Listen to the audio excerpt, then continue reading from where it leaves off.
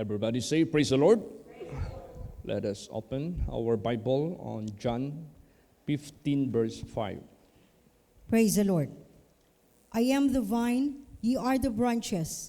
He that abideth in me, and I in him, the same bringeth forth much fruit. For without me ye can do nothing. Yes.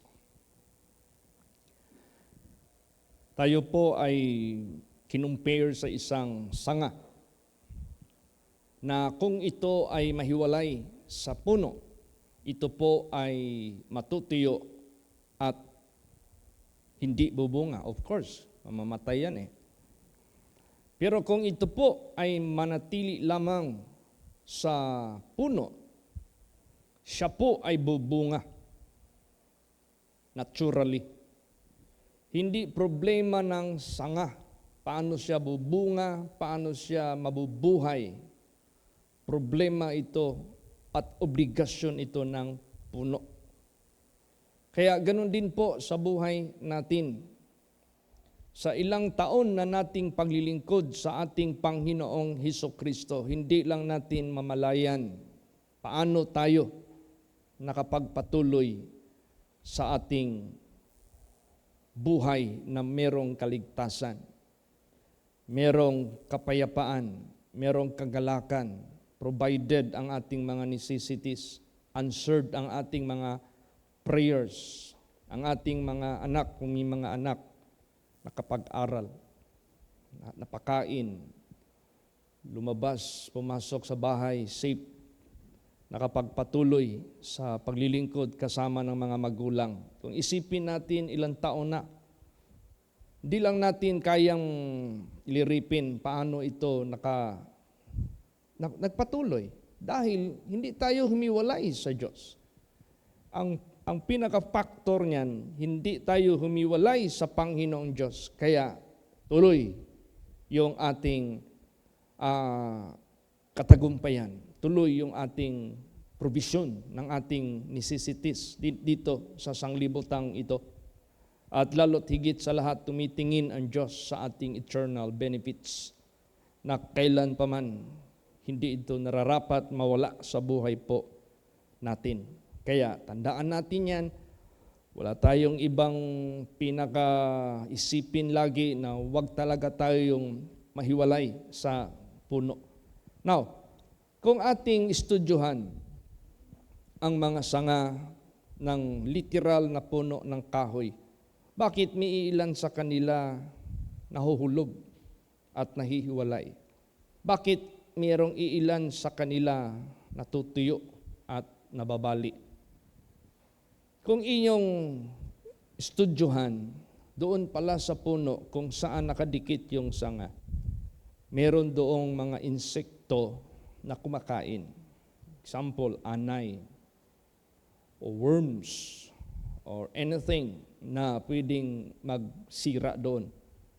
Hanggang maputol yung mga connections sa sanga, lalot na yung kanyang mga ugat dyan na dinadaluyan ng tubig para isupply ang anumang meron sa puno. Ihatid doon sa sanga para magdahon, para mabunga, para hindi siya matutuyo.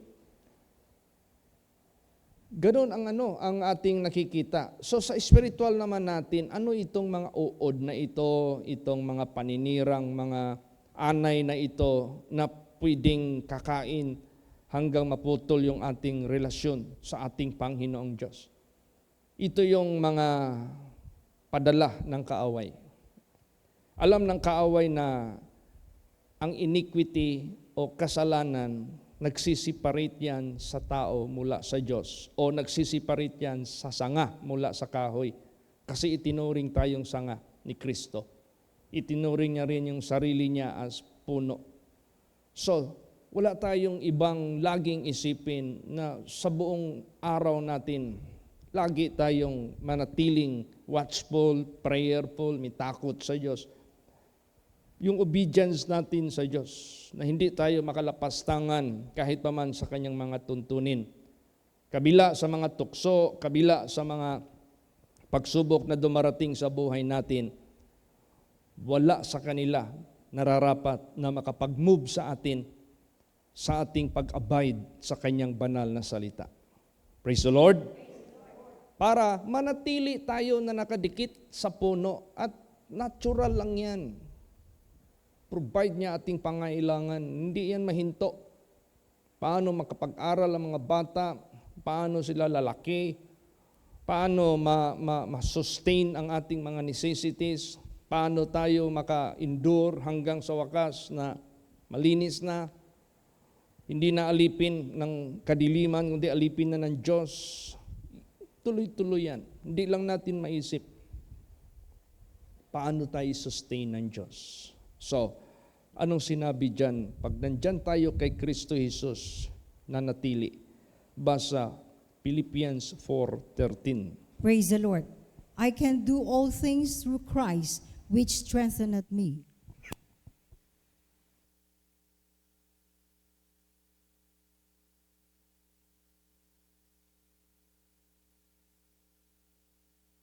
Imagine that.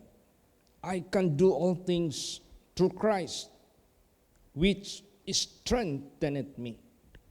Now, pag si Kristo ang inaasahan natin na magpapalakas sa atin, physically and above all, spiritually, magagawa natin ang lahat na malampasan ang mga pagsubok at tukso sa buhay natin. Imagine, hindi yan basta-basta, walang makapagtalo sa atin. Yan yung sinabi ni Lord Jesus Christ, be of good cheer, for I have overcome the world. Greater is He that is in you than he that is of the world. That is why you can overcome them. Imagine, secured tayo for such victory. Secured tayo for such success. Secured tayo for such katagumpayan habang nandito pa tayo sa sanglibutang ito. We can do all things through Christ which strengtheneth me. Lahat ng katuwiran ng Diyos kaya nating gawin. Lahat ng kabanalan ng Diyos kaya nating gawin. Ang di na lang natin magagawa yung paggawa ng iniquity, yung paggawa ng kasalanan. Kasi hindi na yan kay Kristo. Pag naka-attach ka sa masamang espiritu, magagawa mo ang lahat ng uri ng kasalanan. Kasi ang puno na pinagdidikitan mo, ang dyablo. Pero kung ang ating topic ngayon ay si Kristo ang vine, tayo ang branch, at dyan tayo kay Kristo nakadikit, kung ano yung lahat na sa puno na yan, magagawa din natin. Bubunga din tayo. At mag-i-increase pa tayo. Praise the Lord. Yan lang ang gusto ng Diyos. Abide lang. Panatili ka lang na walang makapag-ano sa atin, makapag-move, na walang makapag-separate sa atin. Basahin pa natin Colossians 1 verse 10. Praise the Lord. That ye might walk worthy of the Lord unto all pleasing, being fruitful in every good work and increasing in the knowledge of God. Yes. Increasing pa yan. Sa kaalaman ng ating Panginoong Diyos, we are not stagnant, nor matawag nating dyan lang tayo. Kundi, we are improving. We are increasing. We are developing in terms of blessings, in terms of knowledge, in terms of wisdom, in terms of spiritual strength, in terms of physical strength. Lahat increasing tayo by the grace of God and by the power of God. Knowledge, mag-increase tayo. Kaya, being fruitful in every good work. Tuloy yung ating pagbunga sa mabubuting gawa. Tuloy yung ating pagbunga kahit paman sa mga gawain na mabubuti na pinapagawa ng Diyos sa buhay natin. Basta nakadikit tayo sa puno. Basta napanatili natin ang buhay natin kay Kristo Jesus. Lahat anong meron sa Kanya, idadaloy yan sa atin. Kaya purihin natin ang ating Panginoong Diyos sa mga bagay na ito. At ang Diyos pa naman, pag nagbigay siya sa atin ng lahat na ating pangangailangan, physically, financially, above all, spiritually, hindi na yan babakwiin ng Diyos hanggang sa katapusan ng ating buhay. Bakit? Hindi yan i-withdraw ng Diyos. Nakadikit ka sa Kanya eh. Siya yung source natin, hindi yan mapuputol. Pagtapos pa ng ating term sa sanglibutang ito, idudugtong pa yung ating buhay na walang hanggan. Minsan naalala ko yung mga namatay na nabuhay at nag-testimony. Yung naprihan ko si Mr. August dyan sa Jensen, pag namatay siya, yung spirit niya nag-separate, nakita niya ang katawan niyang panglupa. Nakita niya yung pamilya niya. Kami nakita niya na habang tumataas siya. Nakita niya ang physical world habang tumataas siya. So ibig sabihin niyan, to be absent in the body, you are going upward in the presence of God. See? Hindi problema natin ang ating eternal destiny. Secured tayo, basta wag lang tayong humiwalay sa ating Panginoong Hesukristo. Secured tayo sa ating mga monthly bills. Secured tayo sa ating mga monthly dues. Secured tayo sa ating biyahe. Secured tayo sa ating trabaho. Secured tayo sa ating pamilya. Lahat yan. Lahat yan galing sa Kanya ang source. Hindi yan babakwiin ng Diyos magpakailan pa man. Tuloy-tuloy yan. Ganon kaimportante ang ating pag-abide sa ating Panginoong Hesukristo. Praise the Lord. Naranasan ko yan sa buhay ko. Nung simula pa ako mag-serve sa Panginoon for the first step, na save ako way back 1983. Ang problemahin ko lang araw-araw, 2 pesos. Pamasahe papunta, kasi hindi naman ako nagtatricycle sa Iowa. Mag-hike na lang kami. Maybe nasa 800 meters ang layo from the highway. 2 pesos lang ang pinoproblema ko. Makadating at makauwi sa San Pedro. Nung katagalan, patagal, lumalaki yung demand ng ating necessities. Pero wala akong naalaala na nagkulang ang Diyos sa buhay ko. Kung ano yung pangangailangan ko, tukma lahat. Nung na-assign ako sa Manila, saan-saan kami magpunta, puro visitation doon, visitation dito. Kaya nga visitation. Grabe.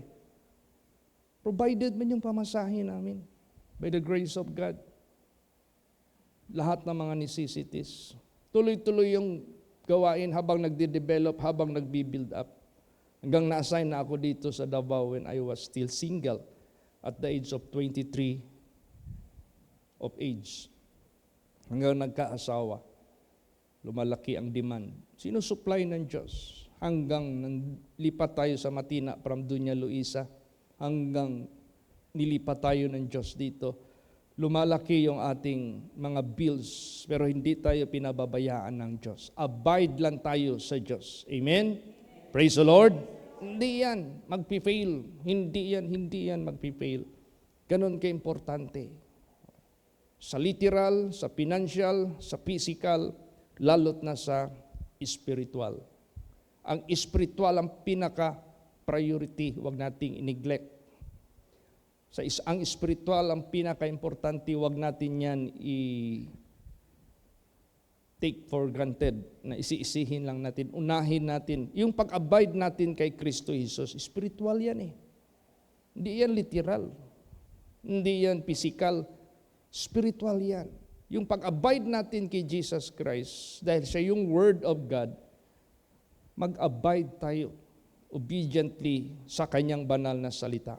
Pag-abide natin yan, natural lang yan. Lahat hindi tayo magpagkahirap-hirap sa buhay natin. Hindi tayo pabayaan ng Diyos. Tapos ang iniisip ko naman, paano ako magbiyahe? Sa mga nag-i-invite, pinipray ko yan kay Lord Jesus Christ. Lord Jesus, as abide in you, kayo na po bahala. Ayaw kong magproblema ako nito. Kasi ikaw ang dapat magproblema nito. Ang problemahin ko lang na hindi ako mahiwalay sa iyo. Ganon din kayo. Praise the Lord. Huwag niyong problemahin yung problema ninyo sa pang-araw-araw, kinabukasan. Bakit? Mabago natin ang kalagayan kung magproblema tayo? Hindi. Pero kung ating panatiliin ang ating pag-abide lang dyan kay Jesus Christ, naturally na lang yan. Hindi natin yan kayang. Kung ang hangin di natin makikita pero madadama natin, ganun din ang direksyon ng kapangyarihan ng Diyos. Hindi mo makikita pero merong outcome. Hindi mo makikita pero merong impact sa buhay natin. Hindi tayo napapabayaan. Hindi tayo iniiwanan. Hindi tayo tinatalikdan ng ating buhay na Diyos. Abide lang talaga tayo sa Kanya. Praise the Lord. Instruction ng Diyos sa mga disciples, watch ye therefore and pray, that ye may be accounted worthy to escape in all these things that shall come to pass. What is to escape from all these things? Temptations, to commit sin. Pag naka-escape ka dyan, so na-maintain mo yung pag-abide mo kay Jesus Christ, worthy ka sa Kanyang mga pangako. Worthy ka kung babalik si Jesus, ma-rapture ka. Worthy ka na lahat ng resources ng Diyos ayon sa iyong necessity. Hindi yan kalimutan ng ating Panginoon Diyos. Ang gusto lang ng Diyos, watch and pray always. Para mapanatili tayo dyan sa Kanya ng buong puso. At saka yung mga pangako ng Diyos sa atin, yung pag-provide ng necessities sa atin, huwag kang mag-isip na, Lord, baka mahinto ito. Lord Jesus, baka ngayon lang ito. Lord Jesus, how about next year? Baka, para bang yung tinatawag na anxiety. Meron ka ng kaagad, nagkakaproblema ka na kaagad sa future mo. Huwag nating gagawin yan. Basta mag-abide lang tayo sa Kanya constantly. Hindi niya i-withdraw yung Kanyang pag-sustain sa atin. Neither i-cut off niya yung Kanyang pagdaloy sa Kanyang mga blessings. Kasi sabi niya, if you abide in me as a branch and I am the vine, you will bear fruit, sabi ng Diyos. Hindi niya tayo pababayaan. Walang shadow of turning, walang variableness ang Kanyang gift, ang Kanyang pangako sa nag-abide sa Kanya. Hindi niya kayang talikdan yan. Hindi niya kayang putulin yan. Hindi niya kaya. Pati yung buhay na walang hanggan, hindi niya kayang i-fail yan. Kondisyon, abide tayo sa Kanya. Basahin natin ang James 1:17. Praise the Lord. Every good gift and every perfect gift is from above, and cometh down from the Father of lights, with whom is no variableness, neither shadow of turning. Yes. Tingnan mo. Lahat ng mabubuting gift o kaloob, bawat sakdal na kaloob na galing sa langit, na binaba mula sa Ama ng kaliwanagan, na kung saan walang variableness. Ano ba yung variableness? Kung basahin natin yan sa Tagalog. Ang bawat mabuting kaloob at ang bawat sakdal na kaloob ay pawang buhat sa itaas, na bumababa mula sa Ama ng mga ilaw na walang pagbabago. Variableness, changes. Walang changes. Hindi magbabago. If how you being helped and provided for the past many years and for the past day, He can still maintain it now, future, and until the end. Hindi siya magbabago. Hindi siya mag-change. At ni kahit anino man ng pag-iiba, shadow of turning. Alam niyo, shadow of turning, that is tendency of withdrawing His goodness. Tendency or mag-decline siya, ganon. Wala yan sa Diyos. Paano niya sinupply yung lahat ng power, light, beauty, strength, temperature, movement, lahat, all the masses nandyan sa kalangitan, how He made them to exist, how He made them to continue until this moment of how many generations already since the creation, non-stop. Hindi niya yan binitawan. Count the stars and count among ourselves. Sino mas marami? Napakarami ng mga stars. We are so few comparing their numbers. Bakit ka mag-worry? Napakaliit lang natin. So lahat ng gift niya, lahat ng kanyang mga matatawag nating perfect gift niya, wala talaga itong shadow of turning. Wala talaga itong variableness. Kaya, be confident. Praise the Lord. Manalig ka sa Diyos. Ang problemahin lang natin, morning till evening, huwag kang magkasala. Ang problemahin lang natin, morning till evening, huwag kang huminto sa pagiging watchful and prayerful. Ang problemahin lang natin, huwag nating ihiwalay ang salita ng Diyos sa ating isip, sa ating puso. As what David said, "Thy word have I hid in mine heart that I might not sin against thee." Let not this book depart from your mouth, so that you may keep and do all that are written therein, so that wherever you go, you will have a good success and you will prosper. Yan lang ang gusto ng Diyos. Abide lang tayo. Huwag talaga natin yan panghinaan, huwag talaga natin yan i-decline. I have inclined my heart to fulfill or to perform thy statutes, because that is how we abide in Him continuously, non-stop. Hindi kaya ng Diyos putulin. Amen? Praise the Lord. Hindi kaya yan, hindi magawa yan ng ating Panginoong Diyos. Tapos anong napapansin natin?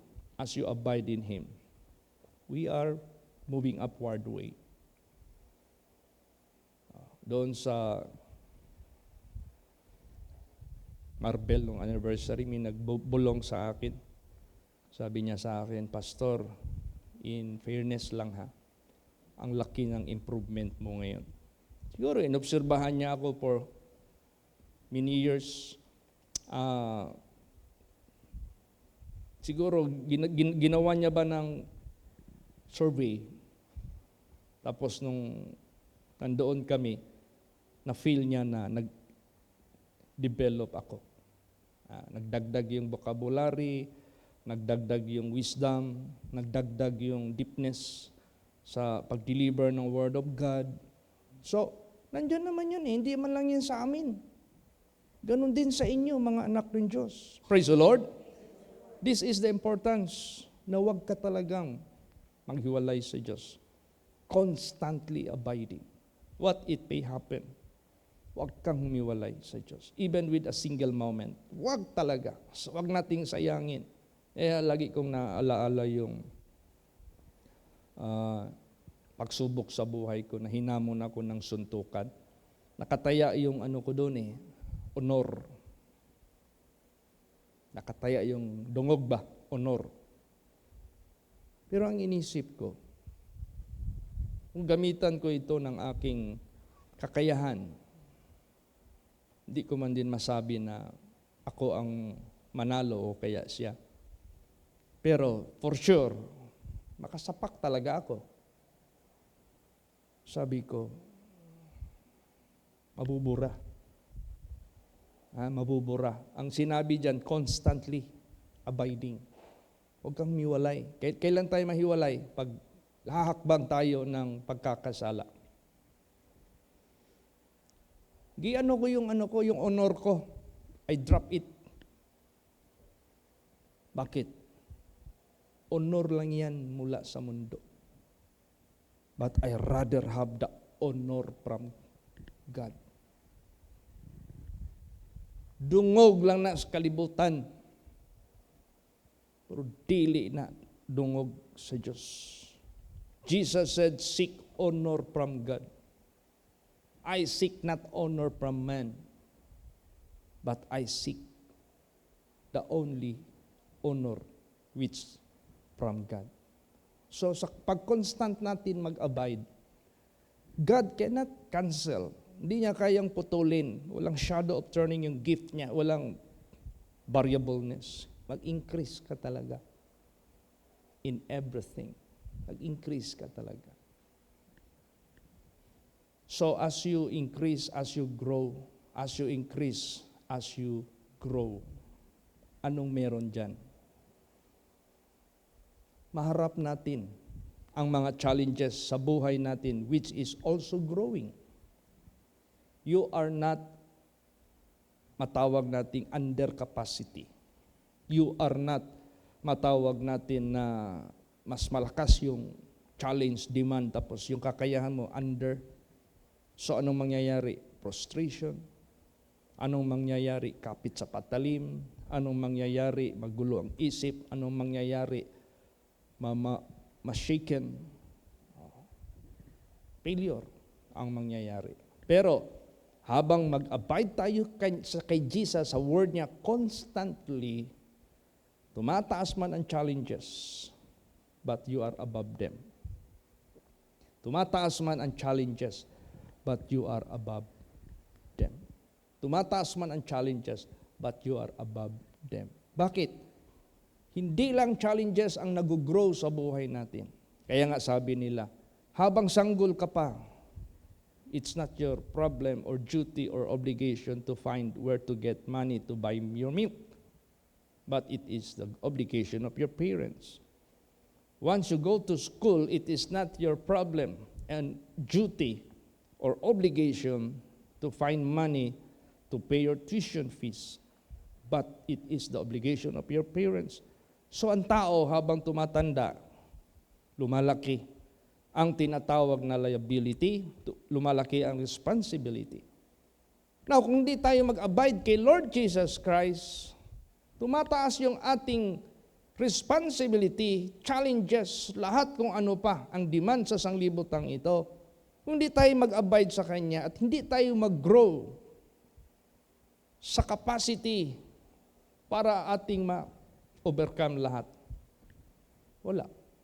Ang mangyayari ngayon yan, hindi talaga masira yung spirituality mo kasi gagawa ka ng hakbang na hindi tama.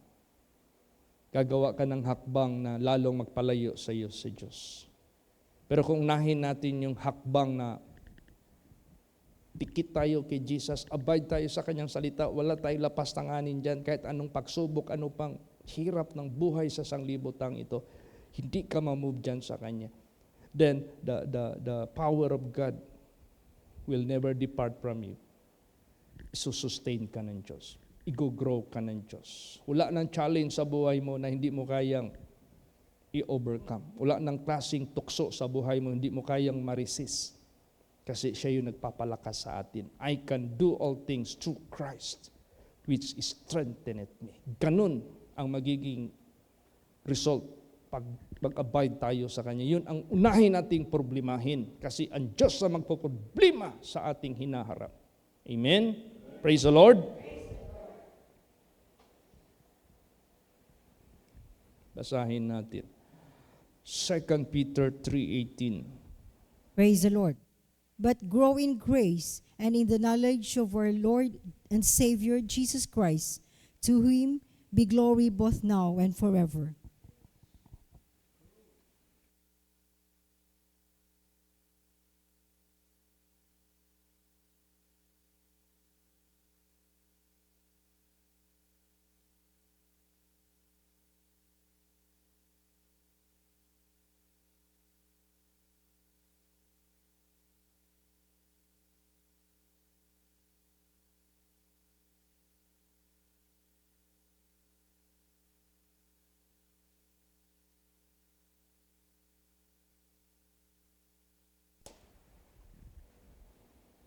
But grow in grace and in the knowledge of our Lord Jesus Christ. That is very important. To grow in the knowledge of God is to grow in the presence of God. Pag mag-grow ka sa knowledge of God, you are stable sa spirituality mo. You are secured. The grace of God. Anong grace of God? Favor of God. Mag-grow din yan sa buhay mo. Grow in grace. In the knowledge of our Lord Jesus Christ. Huwag tayong huminto sa pag-search sa Bible. Huwag tayong huminto, makinig ng Word of God. Huwag tayong huminto to explore the deep things of God, the secrets of God, the righteousness of God, the holiness of God, yung pagiging consistent ng Diyos sa kanyang pagka-Diyos. Studihan natin yan para kung anong makita natin sa Kanya, the same that we do. Anong makita natin sa Kanya, the same that we apply sa buhay natin. Grow tayo dyan. Do not neglect to study the Bible. Do not neglect to come to the sanctuary. Kanina, pagpasok ko dito, medyo earlier ako pumasok dito. Nakita ko yung isang young people dyan sa pinakalikod. Hindi ko familiar yung mukha niya. So, pumunta ako dyan sa likod, nakiusap ako sa kanya. Ikaw, kaninong anak ka? Ganito, may nupas. Taga saan ka? Taga Madsayap. So, nagtrabaho ka dito sa Davao? Opo. Saan ka nagtrabaho? Sa Rose Bake Shop. Saan na Rose Bake Shop? Sa 22, sa Los Amigos.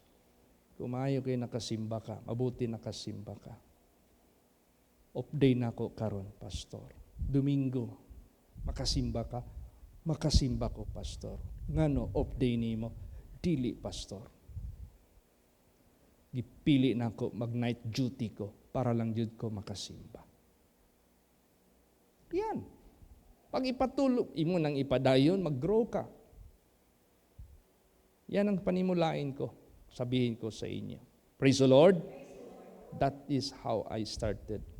Lahat naman tayo, we started from the very least of way of devotion sa buhay natin sa Panginoon Diyos. Patuloy mo yan.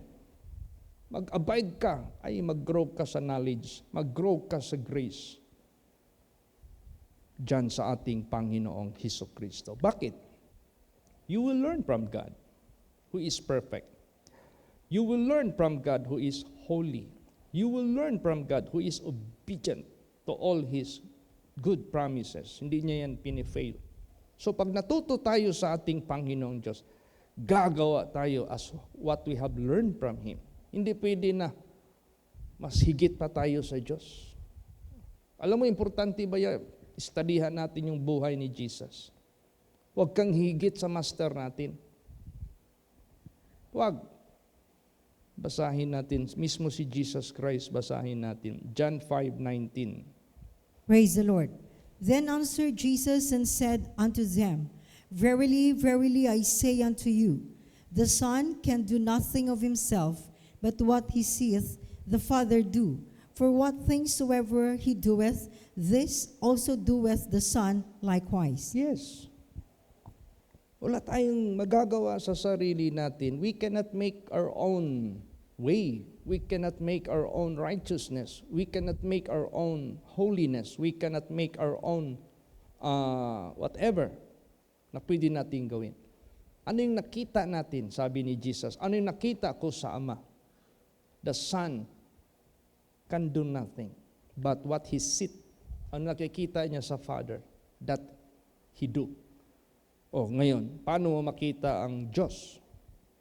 Kung hindi natin basahin yung kanyang scripture na nagtestify sa Kanya, paano mo makita ang Diyos? Kung hindi tayo pumupunta sa house of God, David said, that I may behold thy beauty, that I may inquire in thy temple. Dito natin mabibehold yung katangian ng ating Panginoon Diyos, His beauty, His characteristics, His righteousness, His perfection. Lahat nandito natin makikita. The same that we do. Kayahin lang natin. Actually, yung mga anak ng Diyos dito sa Bible na nakasulat, from Genesis to Revelation, na naging faithful and obedient doon sa nasa langit, na tumawag sa kanila, na nagsalita sa kanila, ginawa lang nila ano ang instruction ng Diyos sa kanila. Hindi na sila sumubra. Ganon din sa buhay natin. Mag-grow tayo. Diyan sa grace, sa knowledge of our Lord Jesus Christ. Alam mo, makilala ka ba sa sanglibutang ito? Trabaho ka sa company? Mag-aral ka sa paaralan? Saan ka man inilagay ng Diyos? Sa abroad man o dito man sa Pilipinas? Makilala ka ba ng mga tao na kasamahan mo that God is with you? Bakit? Iba ang performance mo sa iba, sa ikumpara sa mga tao. Iba ang favor ng Diyos sa buhay mo kaysa mga kasamahan mo. Tingnan mo si Lord Jesus Christ. Kapansin-pansin ng mga tao. Bakit? Basahin natin. John 9:33. Praise the Lord. If this man were not of God, he could do nothing. Yes. Kung ang taong ito hindi pa sa Diyos o hindi sumasama ang Diyos sa Kanya, wala itong magagawa. This sort of miracles, this kind of performance. Kung ang taong ito hindi sa Diyos, hindi niya magagawa ito. So, you will be performing extraordinary things. Pero ang makita ng Diyos sa iyo, hindi ikaw yun. Kasi, sabihin niya, this man never graduated in, kunyari, pastor ka. This man never been to any Bible school as what he said, and yet why he preaches so strongly and powerfully. Oh, if that man is not of God, he cannot do that. O di ang Diyos ang napapansin na nandyan sa iyo. Kaya kayo mga anak ng Diyos, mag-abide lang lahat dyan kay Jesus Christ. Makapansin-pansin ang Diyos na sumasama sa iyo dahil napiperform mo with the assistance of God, with the help of God, by the grace of God, by the favor of God, which they cannot have unless they abide as you abide in God. Kung gawin nila yung pag-abide mo, gawin mo. Tingnan mo yung faithful pa si Bong Pakatan. Membro natin yan, yung faithful pa yan ha. Nahulog yan sa building, 4th floor. Tingkat 4. 4th floor, nahulog yan. Direct to the ground. Nung nakita ng mga tao doon na buhay siya at nakasurvive siya, pumunta nga dito yan, before a month since he was fell. Pumunta na kagad dito, di ba, nag-testimony. Anong sabi ng mga trabahante doon? And most of them are Islams or Muslims. Sir, kagisami sa imuhang anting-anting. Ang akala nila, meron siyang daladalang bato na anting-anting. Pakiskisa ra gud mi, kay saluro na mo sa puting panyo, kay among baluton, kay pertigo na ka, piktibo na imong anting-anting. Imagine, mahulog ka from 4th floor. Kaya sabi ng doktor doon sa hospital, okay, x-ray. Kasi tinawagan sila ng amo niya contractor. Duchess Kent Hospital. My foreman approaching to your hospital. He fell from the building which he is constructing. Ayusin nyo yan. See to it, mabuhay siya. Siyempre, nakapira siya sa foreman saan pa siya hahanap ng foreman na kasaligan? Pagdating doon, x-ray, pinasok yung katawan niya sa tube. X-ray pala yun, or scan. Sabi ng mga doctors as they observed, how come the bones are intact? How come the bones never been fractured? Sabi ng doktor, apa ito machine? Rusak. Maubalik lagi. Kung sa Bisaya pa, unsa maning ato ang machine? Guba ni? Saba daw. Inulit. Wala man talagang bali. Wala. Except lang yung blood clot dito sa likod. At sabi ng asawa, mura nagbanig. Nga lukat ba? Iya dang gilukot. ang blood clot, tanggal. Wala na. Para lang nagdahilan. Praise the Lord. Bakit? If that man were not of God, kung hindi man siya namatay, bali yung spinal niya. Kung hindi man nabali ang spinal niya, fractured yung parts of his bones. Naalala niyo second floor lang dyan sa NCCC? Patay yun. Nahulog. Second floor lang. Yung tumatalon dyan sa Gaisano fourth floor, patay din. Ay, wag mong sabihin ang fourth floor doon. Iba pa naman ang fourth floor sa Malaysia. Hindi kasali yung ground floor. Alam mo ang bilangan doon ng building, ng floor? Ground floor. Sunod, first floor. Second floor. Kaya yung fourth floor doon, fifth na sa atin dito. Iba pa yung may basement. Kaya, hindi basta-basta. Kung hindi lang yan sa Diyos, wala na. Ganon din sa buhay natin. Tingnan mo si Joseph. Kapansin-pansin that the Spirit of God is upon him. How could you interpret and reveal a dream which is forgotten? Paano mo ma-reveal yung panaginip na nalimutan? At paano mo ma-interpret yan? Kaya, nabansagan siya. The Spirit of God is upon this person. Kaya, ano ang naging buhay ni Joseph when God rested in him? Because he abide in God. Ilimang ka, adlaw-adlaw kang hagiton o pakighilawas sa perting wapahang babae. Perting humuta. Dato God, anak ko na og kuan. Captain of the host. Captain Putipar. Ang captain noon, parang general na yan ngayon. Hindi mo yung mag-asawa ng bungi o kaya pango. Hindi. Pili talaga yan ng alo pa naman beauty ng Egyptian. Hindi basta-basta yan. Daily siyang tinutokso. Pero hindi siya humiwalay sa Diyos. Nag-abide siya sa Diyos.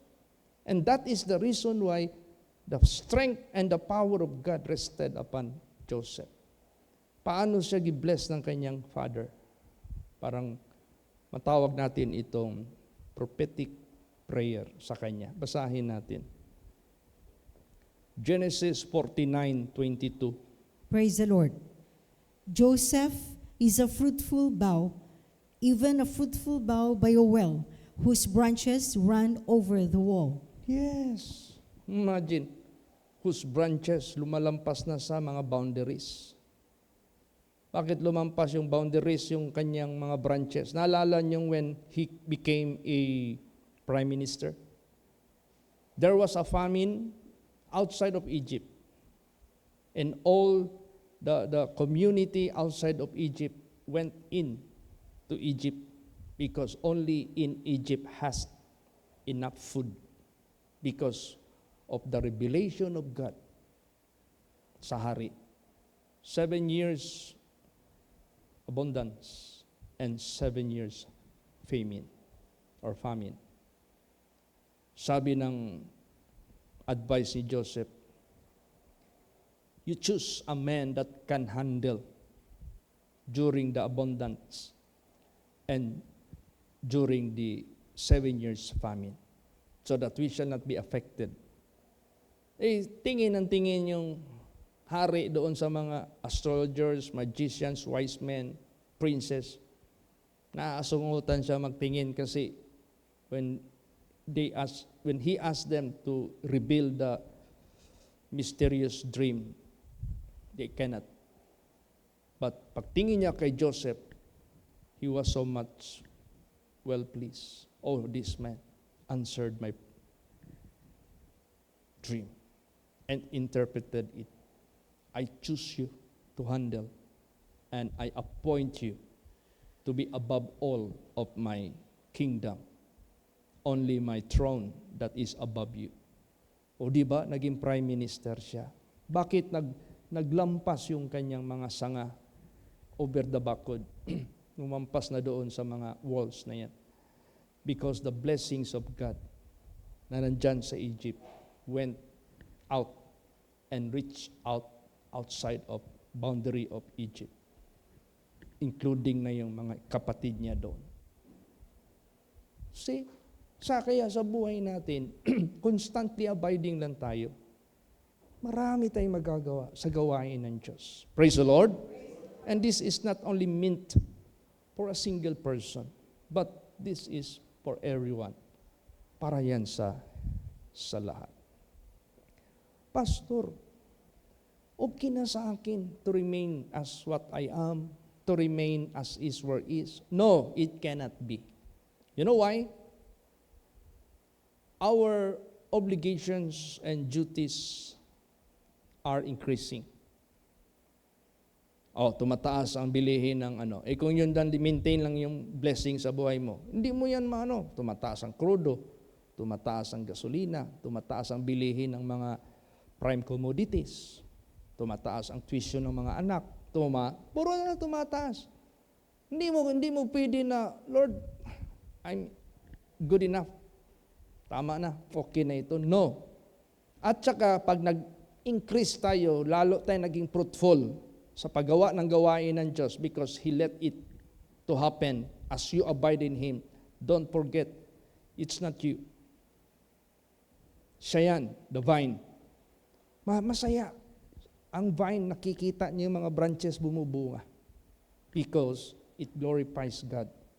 It glorifies Him. Praise the Lord. Pag nagbunga yung sanga, sinong purihin mo? Di ba ang puno? Ang galing naman ng mangga na yan. He is not referring to the branches, but He is referring to the vine. Ganon din. Kaya ang Diyos, masaya siya pag naging fruitful tayo. Masaya siya pag nag-increase tayo. And the increase and the fruitfulness, hindi sa atin yan. Sa Kanya. Kailan yan mangyayari? As we abide in Him constantly. Naturally lang yan lalabas sa buhay natin. Kaya yung kaninang verse kanina, yung glory and honor shall be to Jesus. Praise the Lord. Don't ever claim it. Galing yan sa puno. So, pray tayo. Lord, help me to abide in you constantly. And what you pleases to my life. Anong kinalulugod mo sa buhay ko, ipa-increase mo ako. Sa knowledge, sa wisdom, sa blessings, sa kakayahan, lahat. It would be appreciated. Salamat po, Panginoong Kristo. At the same time, habang nangyayari yan sa buhay mo, masaya yung vine. Amen? Praise the Lord. Hindi tayo pwede na ayawan pa natin, basahin natin yan. Bakit? Pakibasa. John 15 verse 8. Praise the Lord. Herein is my Father glorified, that ye bear much fruit, so shall ye be my disciples. Yan, nag-glorify yung Father. Herein is my Father glorified, that ye bear much fruit, so shall ye be my disciples. Tingnan mo yan.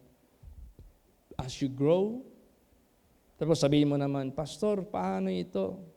Daming marites, daming chismis, daming mga paninira sa buhay natin. Pag mag-increase ka, isyuhan ka. Pag mag-decrease ka naman, isyuhan ka rin. Pag naghirap ka, isyuhan ka pa rin. Siguro disobedient yan. Pag nag-increase ka, siguro magnanakaw yan. Saan natin ilalagay yung sarili natin? Kaya nga the Bible says, looking unto Jesus. Praise the Lord. Tumingin lang tayo kay Diyos. Huwag ka nang tumingin dyan sa ibang direksyon. Titika kay Jesus and enjoy His promises. Enjoy your blessings and increase in good works. Increase in righteousness. Mag-increase ka ng mag-increase. Basahin natin how it is being described as you abide in Him. Basa, Psalms 92:12 hanggang 15. Praise the Lord. The righteous shall flourish like the palm tree. He shall grow like a cedar in Lebanon. Those that be planted in the house of the Lord shall flourish in the courts of our God. They shall still bring forth fruit in old age. They shall be fat and flourishing, to show that the Lord is upright. He is my rock, and there is no unrighteousness in him. See, the righteous, how could you be a righteous without God? Hindi ka maging righteous. So, naging righteous ka because of God. Ah, dahil ang Diyos sumasama sa iyo because you abide in Him. How to abide in Him? In His words. So righteous ka. Anong mangyayari? The righteous shall flourish like the palm tree. Alam mo kung may mga kahoy man sa mundong ito na ang description, labis ang bunga, isa dyan, palm tree. Aside sa mga grapes na yan, palm tree. Grabe, siksik, liglig yung bunga niyan. He shall grow like a cedar in Lebanon. Kung meron mang, ayan si Sister Nining Sausa, nakabili yan ng cedar wood na ginawang panel door. Katukin mo para ng bakal, katikas. Tapos, nung nagpagawa na ako ng parsonage dyan, sabi ni Sister Nining, Pastor Chit, punta ka doon sa matim ko. Sila na ngayon nagbebenta niyan exclusively. Hindi na nagbebenta yung City Hardware kasi mahal masyado. Punta ako ng matim ko. You cannot afford. Grabe. Ang mahal, sabihin ko. May 60,000, may 50. Ay, grabing mahal. Patibay talaga. Patibay. So, pag righteous ka, parang kang cedar in Lebanon. Talagang matibay. Amen? Praise the Lord. Tag-abide ka sa ating Panginoon Diyos. Those that be planted in the house of the Lord. How do you describe yourself abiding in Him? Paano mo i-describe yung buhay mo, yung sarili mo na nag-abide ka sa Kanya? You must be found in the house of the Lord. Praise the Lord. Those that be planted in the house of the Lord shall flourish in the courts of our God. They shall still bring forth fruit in old age. It doesn't matter how young and how old are you. They shall be fat and flourishing to show that the Lord is upright. He is my rock, and there is no unrighteousness in Him. Kaya sa buhay natin, tayong lahat magpakatibay po tayo. Lahat tayo. Mag-abide tayo dyan sa ating Panginoong Kristo. It doesn't matter what is the test. What is the pressure. Don't be moved. Huwag kang mamove sa pag-abide dyan sa ating Panginoong Diyos. No? You will increase in His power, in His glory. At i-pray din natin na yung mga pioneering works, alat na itong Siburo, marami na sila dyan Pray natin yan. Lord, we can do nothing without you. Na maano talaga sila doon. Si Sister Lilia naman, nag-remind na naman sa akin, Pastor Chit, dapat may church na tayo sa Samal.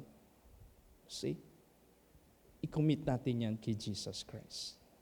We are just branch. He is the vine. As we abide in Him, we can do all things through Christ that strengtheneth us. Amen? Praise the Lord. Bakit? Masaya ba ang Diyos kung makapag-open tayo ng mga churches at yung mga churches na yan, yung mga saves na yan? Alam mo yung Marble Congregation? Nagtapat sa akin si Bradani. Palakihan na nila yung sanctuary. Because every time we have the occasion there, mas marami pang halos tao sa labas kaysa loob. Tao sa gilid, tao sa harap, tao doon. Sa loob puno rin. So nag-decide sila ngayon na kung meron mang widening doon, hindi pa kaagad yan makarating doon. Bahala na ang Diyos. Praise the Lord. God will provide. Bakit masaya ba ang Diyos na makapagtayo tayo ng mga churches? Yes. That is the preservation of the saves. Ang purpose niyan para ma-preserve yung mga ligtas. Basahin natin Haggai 1:8. Praise the Lord. Go up to the mountain and bring wood and build the house, and I will take pleasure in it, and I will be glorified, saith the Lord. Yes. Yeah, yun. Salamat tayo sa Diyos. Marami pang mabibuild up na mga congregation, marami pang mapoprovide ng mga churches. Kaya isip ko na magkaroon ng regular schedule sa Samal. Yeah, I might ask Pastor RJ midweek. Bisita siya doon. Kasi dali lang yan. Kahit wala pang tulay, madali lang yan puntahan. Amen? Praise the Lord. Si Sister Jacqueline nagtanong sa akin, Pastor Chit, may simbahan na ba tayo sa Cebu? O bakit si Pastor Jack? My member who became a Navy. Meron na siyang Navy na membro. Ma-assign sa Cebu. At ayaw kong mawala siya. Sabi ko, wala pa tayong church doon. But we have members. And our members, ang ginagawa nila, nagla-live lang sila dito sa Davao or kanino man mga pastors kung saan sila makapabor. Ask him to do the same muna. Ganun muna ang gawin niya for the meantime. Praise the Lord. Hanggang mahinog yan sila dyan by the grace of God. Hindi tayo hihiwalayan ng Diyos. Pag tayo hindi hihiwalay sa Kanya, kailan tayo hihiwalayan ng Diyos? Pag tayo mismo maghinto, mag-abide sa Kanyang banal na salita, hihiwalayan din tayo ng Diyos. Sabi ng Diyos, there is no day nor night. If you break the covenant, there is no day and night of that. Walang gabi, walang araw yan. 24 hours yan. Do not break the covenant. If you do so, you will know that there is breach of promise. Pag ginawa niyo yan, i-break niyo ang covenant, disobey kayo sa instruction ko, malaman ninyo na mayroong breach of promise. Hindi matupad yung pangako ko sa inyo. So, as we abide, huwag ka nang bahala sa bukas mo. Praise the Lord. He will handle it. Last verse. Basa, Philippians 1:6. Praise the Lord. Being confident of this very thing, that he which has begun a good work in you will perform it until the day of Jesus Christ. Yan. Being confident of this very thing, that he which hath begun a good work in you will perform it until the day of Jesus Christ. Who began? Who started? God. Na nag-start sa atin ng good work. Hindi yan hihiwalay sa atin. Hindi yan hihinto hanggang magbalik si Jesus Christ. O di, mag-abide tayo sa Kanya, hindi kahiwalayan ng Diyos. Don't be problematic of what will be your future. Don't be problematic sa lahat ng hinaharap mo. As it increases, mag-i-increase din yung favor, mag-i-increase din yung grace, mag-i-increase din yung knowledge, lahat-lahat. Praise the Lord. Magsitayo po ang lahat.